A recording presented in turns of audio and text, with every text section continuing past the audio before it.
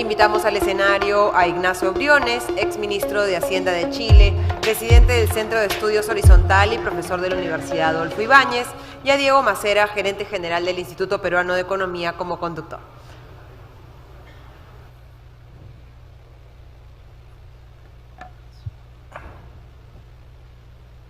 Buenas tardes, muchas gracias a los organizadores por la invitación. La verdad que es un privilegio para mí poder estar aquí y presentar a Ignacio.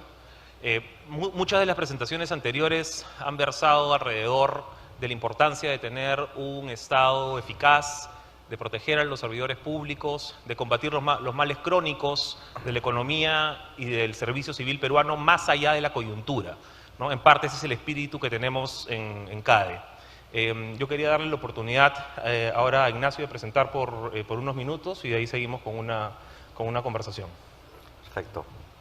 Muchas gracias, Diego. Muy buenas tardes a todos. Primero agradecer a IPADE por esta invitación. Es un placer estar en este aniversario número 60 de CADE a conversar con ustedes un tema tremendamente importante, que es cómo podemos tener un Estado ágil al servicio de la ciudadanía, al servicio de la economía, pensando en grande, creo que todos los que están acá están pensando en una mirada larga de cómo nuestros países como Chile, como el Perú en este caso, puede proyectarse al desarrollo. Y esa es la pregunta de fondo que está aquí detrás.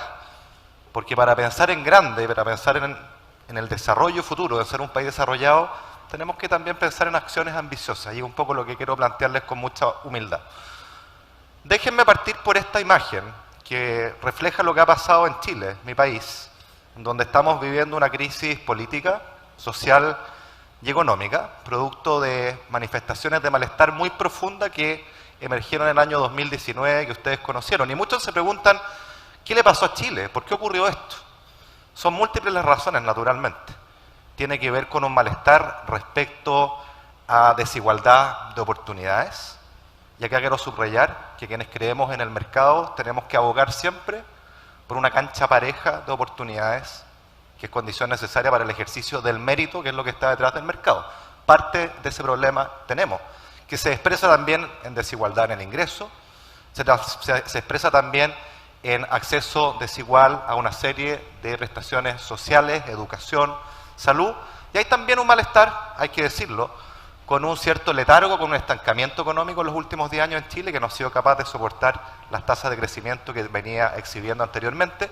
Y por último, un malestar respecto a una sensación de abusos en el mundo empresarial, producto de varios escándalos ligados a colusión, a financiamiento irregular de la política, que le han hecho mucho mal al emprendimiento, a la empresa y al mercado.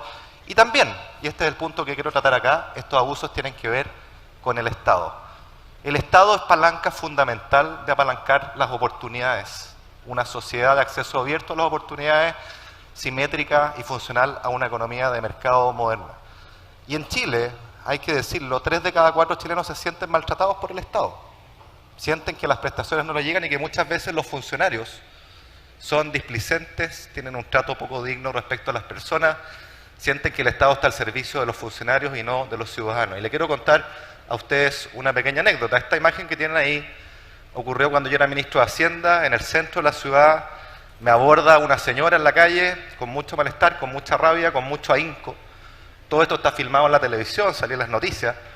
Y esta señora, en plena pandemia, su rabia, su enojo que la expresó contra mí, era porque llevaba 3 meses deambulando de oficina pública en oficina pública, tratando que alguien le pagara 7 meses de licencias médicas que correctamente se le adeudaban, y nadie estaba haciéndose cargo.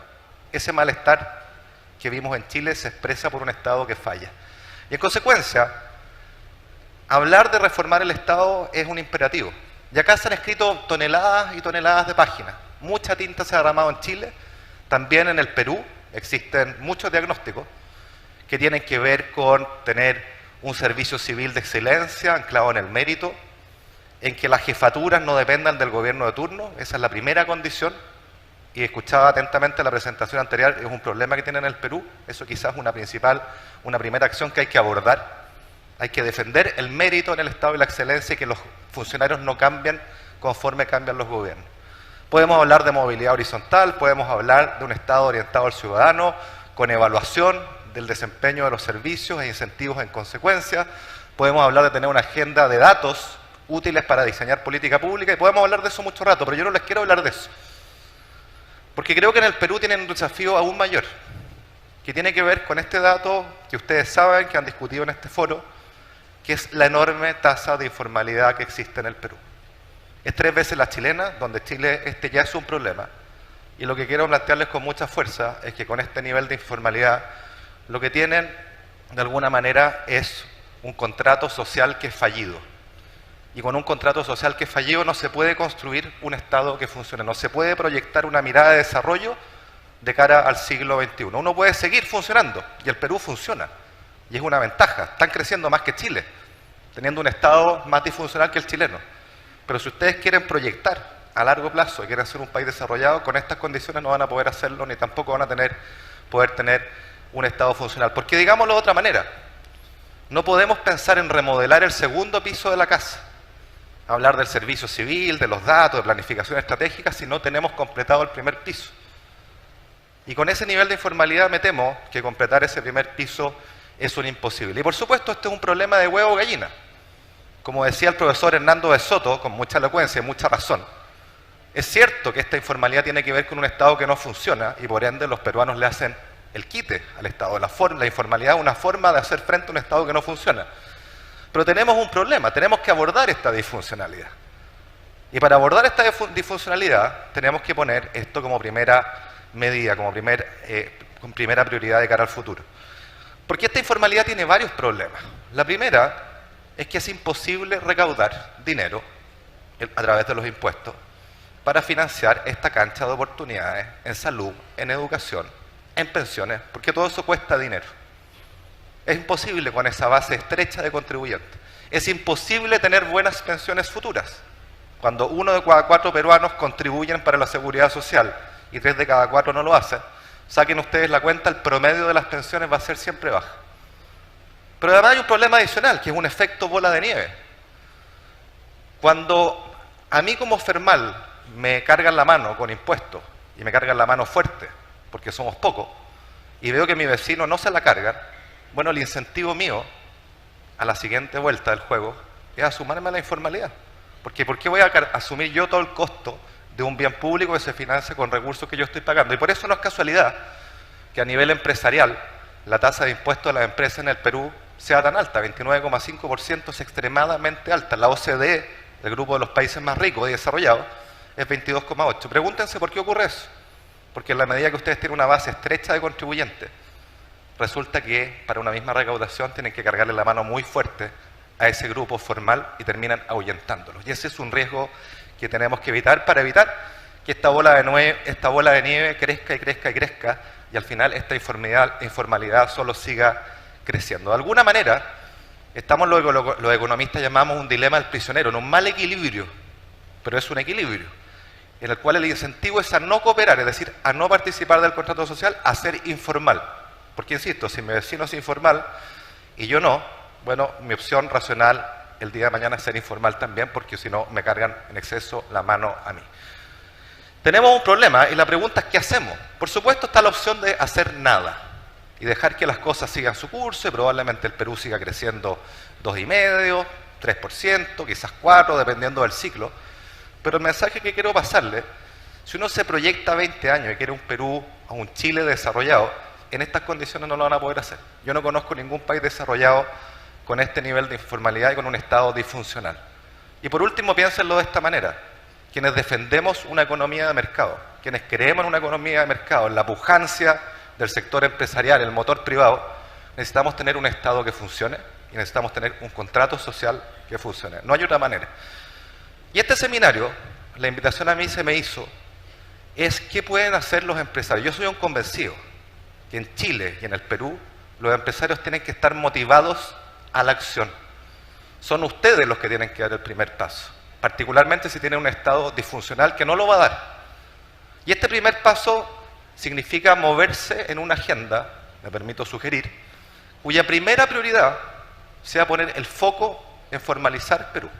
Yo sé que es un desafío largo, sé que es un desafío difícil, que se ha intentado, pero no podemos perder de vista este norte sin el cual no podemos aspirar al desarrollo.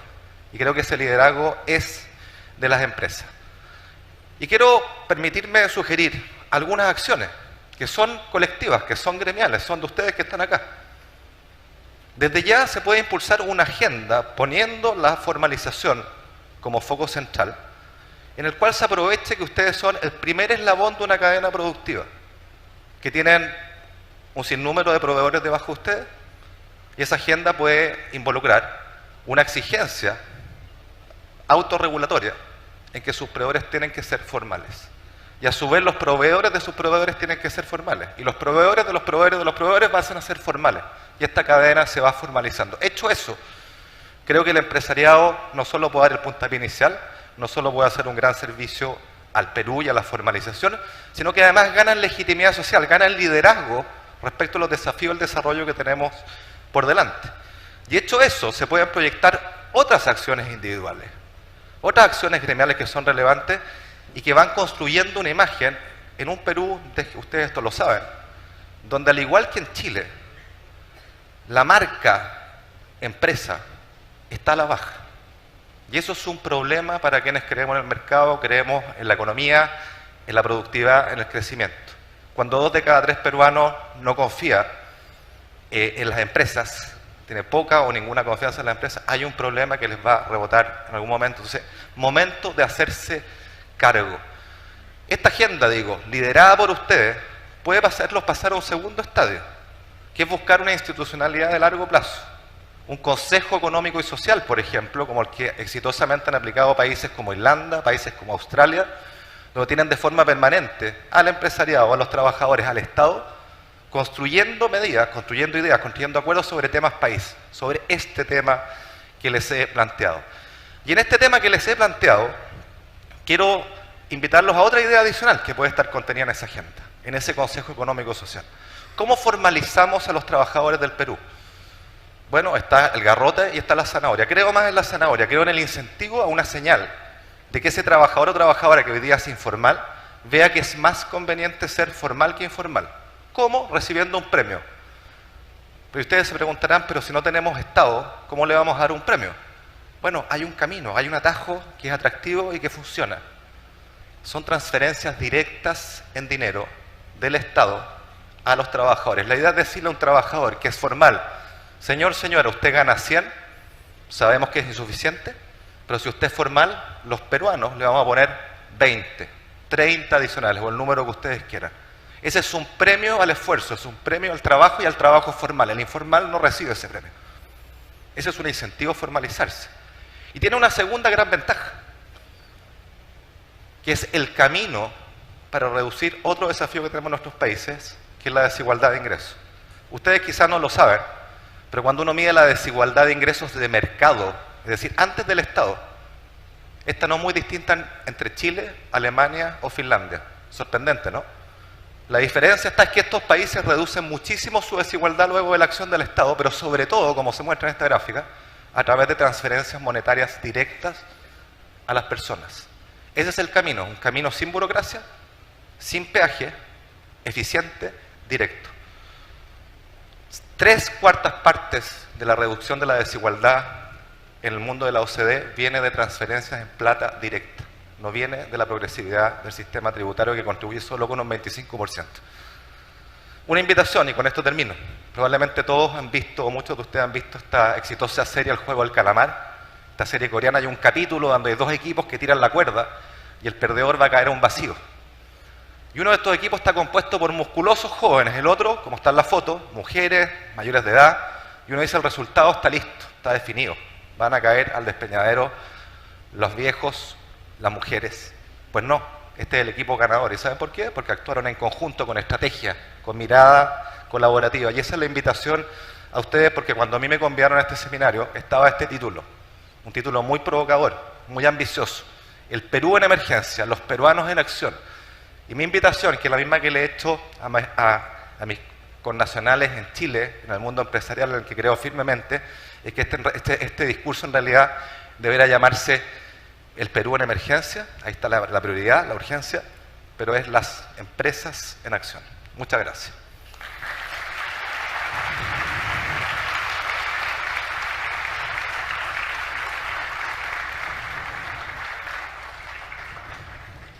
Muchísimas gracias, Ignacio, por la presentación. Ahora tenemos unos minutos para entrar un poco más en el tema. A ver, la formalidad la podemos entender como un mecanismo, como un proceso hacia mayor productividad, ¿no? Al final lo que queremos es un país más productivo, ¿no? Con mejores sueldos, mejores ingresos.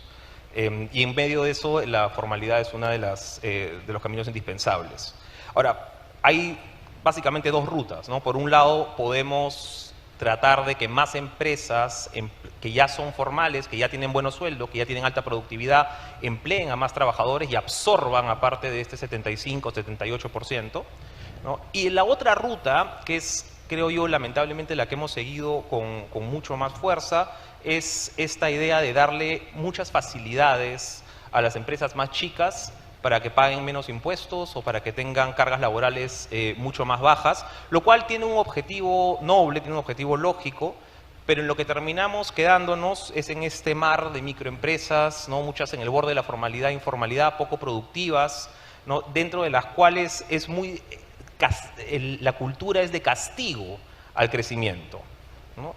Se sanciona al que crece más, al que contrata un trabajador extra, no vas a pasar al siguiente régimen, vas a pagar esta carga laboral adicional, ¿no? Entonces el incentivo que le doy a la empresa es, oye, quedémonos chiquita, ¿no? Partámonos, escondamos la última venta, ¿no? Y eso lo enfocamos tanto desde el lado laboral como tributario, ¿no? Esos mazazos que le damos a las empresas que tratan de crecer.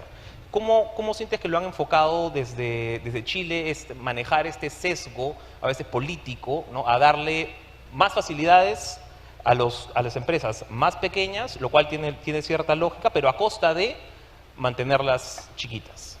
Esta es una gran pregunta y es un problema que tenemos en Chile también, porque hay una cosa maravillosa que es facilitar y promover el emprendimiento. Queremos que haya muchos capitalistas y no pocos. Y cada pequeño microempresario es un capitalista, es un emprendedor que queremos que se desarrolle. Pero queremos que se desarrolle, queremos que esa empresa desafíe a los incumbentes, que crezca, que haya más competencia. Y tenemos esta segmentación artificial que también existe en Chile, en la cual si bien uno facilita la entrada de pequeñas empresas, tiene una serie de beneficios que tienen saltos discretos dependiendo del tamaño de las ventas. Y en consecuencia, si usted vende $1 más de ese salto, pasa a ser una empresa grande y pasa a pagar muchos más impuestos y a estar sometido a muchas más condiciones. Ese es un problema, y creo que es un problema que se puede resolver de manera inteligente. ¿Cómo? Manteniendo esquemas de facilitación de entrada de pequeñas empresas como el que tiene en el Perú, que es muy interesante, el RUS, que estaba viendo las estadísticas, más de la mitad de las empresas formales pequeñas están bajo ese sistema simplificado, que es muy interesante. Pero luego hay que acompañarlas a que crezcan. Y nuevamente esa compañía tiene que ver con premiar el crecimiento, con hacer que una empresa pequeña pase a ser una de clase media, por así decirlo, y que esa de clase media se transforme en una grande. Porque ahí está la productividad, ahí está la inversión. Quedarnos con un cúmulo de empresas pequeñas, veremos satisfecho el desafío del emprendimiento, pero no el del aporte de valor, de generación de valor, de riqueza para la economía, de inversión y de trabajo formal. Así que hay que acompañar ese proceso sin duda alguna. Sí. Ahora, este tipo de reformas son especialmente difíciles, ¿no? Requieren un consenso político amplio, ¿no? Requieren un convencimiento dentro del propio Estado. Y muchas veces es el Estado, los funcionarios, ¿no? Los que sabotean primero las reformas más estructurales, más grandes, a veces por ciertos intereses, ¿no? Lo mencionaba el presidente del Banco Central más temprano, ¿no? A veces hacemos la reforma educativa no pensando en los estudiantes, sino en el docente, ¿no? Hacemos la reforma de salud no pensando en el paciente, sino en el sindicato de médicos. Pues, ¿cómo evitamos esta captura desde adentro para avanzar en las reformas que tenemos que avanzar como Estado y reformas de política pública de fondo que tienen reticencias fuertes, ¿no? Tanto de la estructura quizá política más alta congresista como dentro de los mismos funcionarios públicos? Bueno, primero es sincerar y validar que lo que tú describes está en la naturaleza humana. O sea, ustedes como emprendedores, como empresarios, obviamente defienden sus intereses y legítimamente abogan por lo propio y no necesariamente por el bien común siempre. Y los funcionarios públicos y los educadores y la carrera o el profesional que tú me digas, va a pasar lo mismo. Así que los funcionarios no son una excepción. Pero eso hace muy difícil desde dentro reformar el Estado, y me tocó como ministro enfrentarme a esto, cruzarme a veces con bastante elocuencia, y no es fácil porque como todo sector o grupo de interés teje su red en el Parlamento, con grupos que lo defienden. Entonces creo que la manera de dar vuelta a esto es lograr una masa crítica, una constituency de personas que sean mucho más numerosas y visibles que los propios funcionarios. En definitiva, si vamos a hacer una reforma simplificatoria del emprendimiento, que formalice, que entregue transferencias directas a las personas, como yo proponía, bueno, ustedes pueden tener un montón, miles de aliados, para un puñado de servidores públicos que a veces son percibidos con bastante recelo y, como tú señalabas, defensores de sus privilegios. Así que se puede, pero eso requiere una estrategia inteligente, requiere coordinación, requiere acción gremial y, como les decía en un segundo estadio, una alianza con trabajadores, con el Estado, no con el gobierno, de forma tal de visibilizar estos temas, sus beneficios y buscar aliados. Es la única manera de dar vuelta a esto. Ahora, eso supone que tenemos funcionarios públicos probos, ¿no?, competentes, con buena intención, y sin duda hay muchísimos de esos. La pregunta es, y esto ya es un poco más de coyuntura, si quieres, nacional, ¿cómo hacemos para cuidarlos? ¿Cómo cuidamos al buen funcionario público de muchas cosas y circunstancias que están alrededor de ellos? El ciclo político es uno, ¿no? Hay una rotación en este gobierno mucho más alta que en anteriores de funcionarios públicos, algunos con décadas de experiencia que han salido. Segundo, de esquemas de corrupción, ¿no?, enquistados en el aparato público, ¿no? Y tercero, está a veces el miedo a tener algunos procesos, ¿no?, pues a Contraloría, ¿no?, que le impidan tomar decisiones. Entonces queremos nosotros proteger a los buenos funcionarios públicos, porque al fin y al cabo eso es el Estado, ¿no? Eso es lo que te arma un Estado.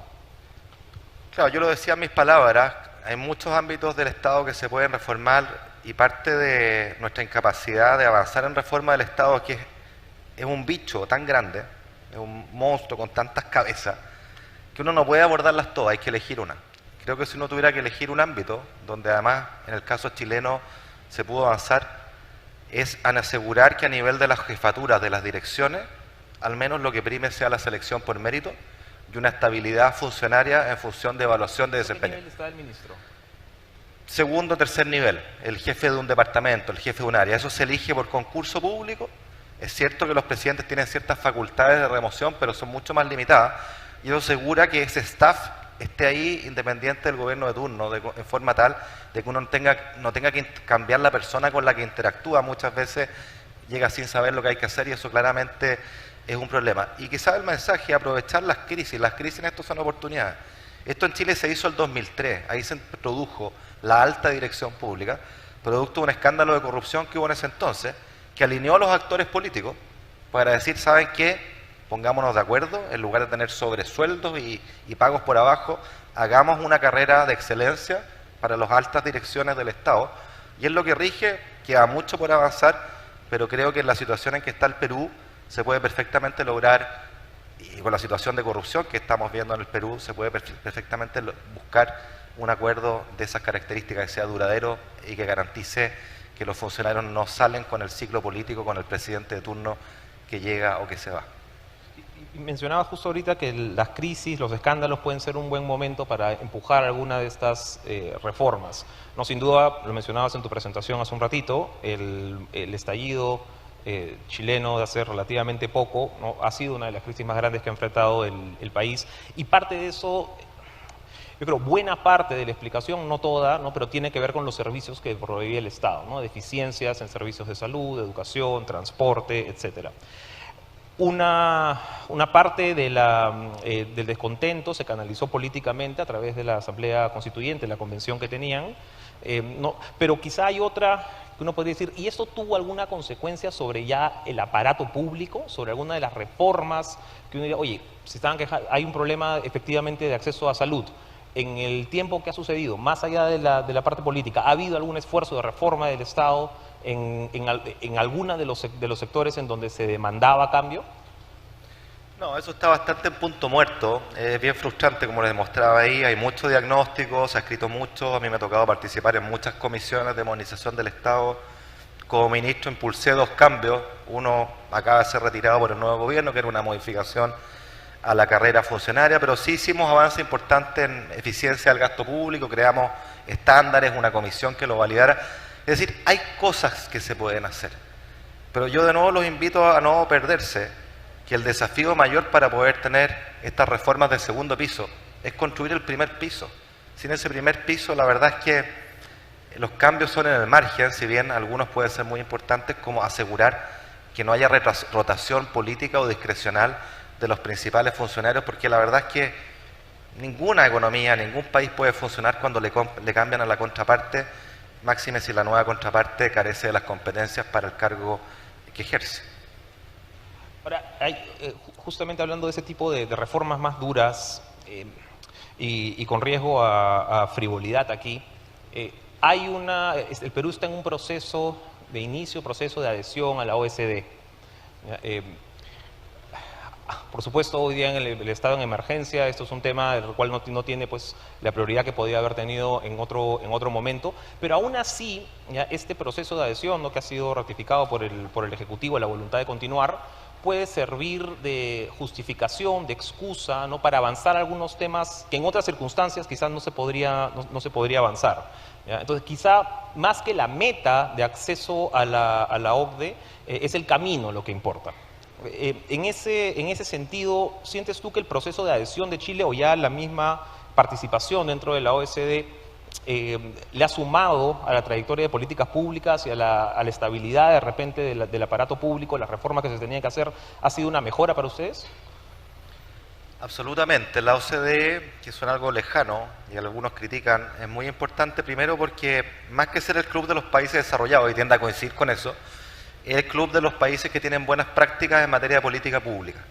Y por lo tanto la condición de acceso a ese club, igual que el acceso a cualquier club privado, exige ciertos requisitos de etiqueta, ciertas condiciones que tiene que cumplir. Y ante ese objetivo uno se une y lo logra. Nosotros tuvimos que hacer reforma a los gobiernos corporativos de empresas públicas y una serie de otras cuestiones muy beneficiosas. Segundo, una vez adentro, claro, es cierto que es desagradable ser siempre el último de la clase, pero por Dios que ayuda, cuando uno está en una clase de tipos que saben hacer las cosas mejor que uno, que lo saquen al pizarrón una y otra vez.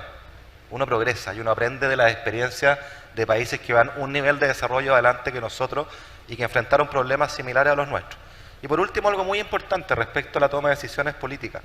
Yo fui embajador en la OCDE y siempre recuerdo que mi colega mexicano, me decía que el mejor servicio para México de haber sido miembro de la OCDE y su rol como embajador era permanentemente invitar a parlamentarios del Congreso mexicano de todos los colores políticos a que conocieran la OCDE, y cuando la conocían se daban cuenta que era una institución de políticas públicas que no tiene algo así como un sesgo neoliberal, diría alguien de izquierda, sino que es bastante imparcial, anclada en evidencia, y lo que lograba con eso es que anclado en evidencia, cuando se discutían temas de reformas como la modernización de la educación, la reforma energética de telecomunicaciones, se generaba una suerte de consenso político anclado en la voz de un tercero imparcial que era la OCDE.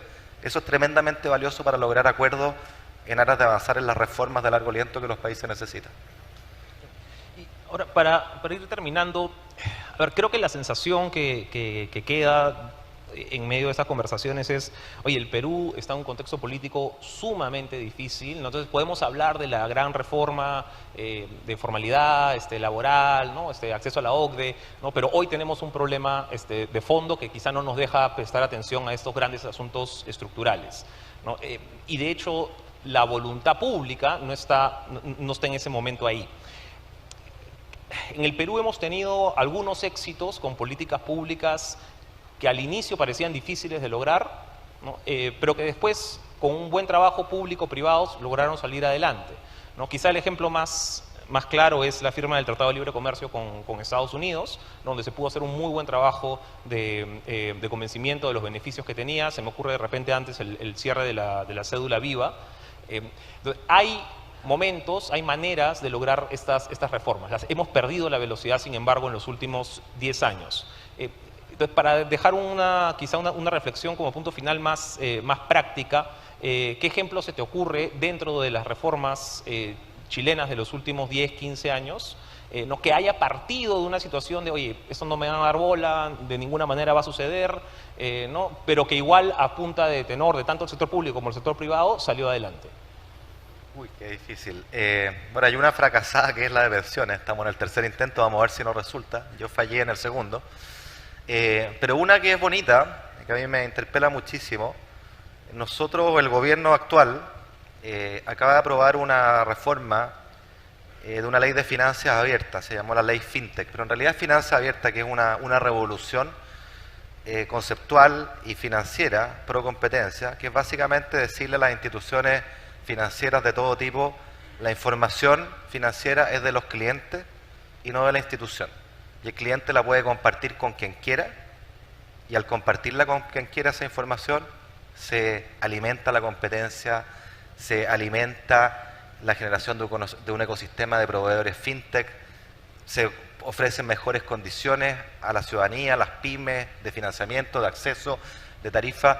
Es francamente un paso muy, muy relevante en pro de la competencia, en pro de mayor desarrollo e inclusión financiera. Y esto se logró, y tomo tu punto, porque antiguamente había un precedente que era un subconjunto muy acotado de esto, que como chilenos no fuimos capaces de hacer durante 12 años, que era la llamada consolidación de información de deudas, que era básicamente que la industria financiera, las personas, pudieran compartir su información positiva de crédito que tenían en el retail con los bancos, de forma tal de tener un sistema más competitivo que le ofreciera mejores condiciones a los buenos pagadores. Pues bien, esto fue bloqueado durante años por el retail financiero en Chile, no fuimos capaces de sacar esta ley, y sin embargo esta reforma mucho más ambiciosa, lo digo con mucho orgullo, porque la dibujamos desde cero cuando yo era ministro, producto de un trabajo serio, producto de un trabajo prelegislativo, producto de sumar los apoyos de los nuevos emprendedores fintech, que es una ola importante que pide a gritos más espacio, más competencia y un buen trabajo legislativo. Fuimos capaces de avanzar, y lo más bonito de todo es que esta reforma la aprobó el actual gobierno, la iniciamos nosotros, la tomó el ministro de Hacienda actual, el ministro Marcel, la empujó. Bueno, lo habíamos conversado juntos cuando él era presidente del Banco Central y estaba en esta misma línea, así que se transformó en una verdadera política de Estado, y creo que es un caso de desarrollo exitoso que va a dar mucho que hablar en Chile en los próximos años, porque, insisto, mete competencia, desarrolla el mercado financiero, que es condición necesaria para una economía dinámica y competitiva. Gracias, Ignacio. Mientras resolvemos el rollo político en el que está metido el país, no creo que enfocarnos en algunos de estos ejemplos exitosos de reforma política y de reforma del Estado, lo que sí se pueden lograr, ¿no? A pesar quizá de que de una reticencia inicial, es parte de lo que deberíamos empezar a hablar más, ¿no? Podemos lograr quizá una reforma tributaria, podemos lograr quizá una reforma laboral, ¿no? De repente en el campo de fintechs. O sea, hay un montón de espacio para seguir hablando de reformas en el Perú, más allá de los asuntos coyunturales. Entonces, con eso último, les agradezco la atención en este panel, y muchísimas gracias, Ignacio, por tu participación. Gracias, Diego, gracias a todos.